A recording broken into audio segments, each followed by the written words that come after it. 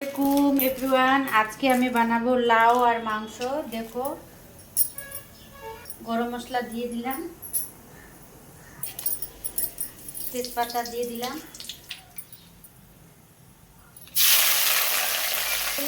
পেঁয়াজগুলো লাল লাল করে ভাজিয়ে নিব। পেঁয়াজ ভাজা হয়ে গেছে আমার।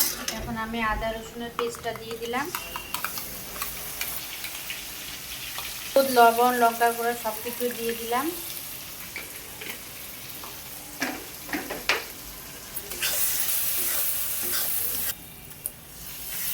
মাংস দিয়ে দিলাম,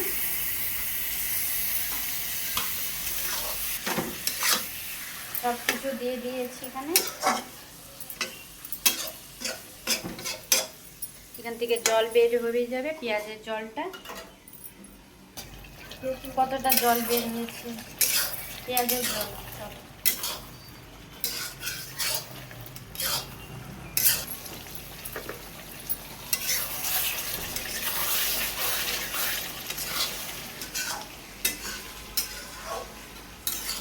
আমি কষবো,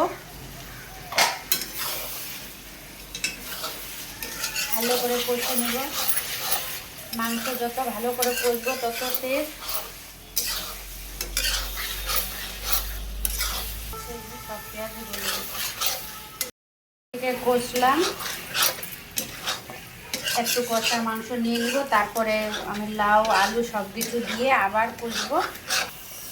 একটু কষা মাংস উঠাই নিলাম তোমাদের দাদা ভাইয়ের জন্য।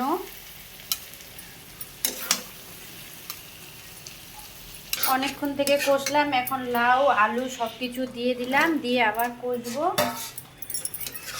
লাউ আলু মাংস কার কার পছন্দ কমেন্টে জানাও। এখন আমি 15 মিনিট এরকম করে রাখি।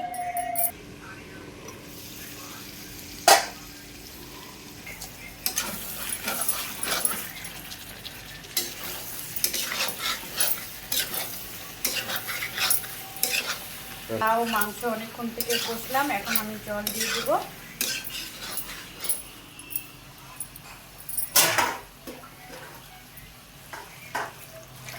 বেশি করে জল দিয়ে দিলাম, লাউ মাংস আলু সবগুলো সিদ্ধ হয়ে যাবে একবারে। দেখো গাইস, আমার মাংস হয়ে গেছে, সব কিছু সিদ্ধ হয়ে গেছে। এখন নামাই নেব। ঠিক আছে, বাই বাই।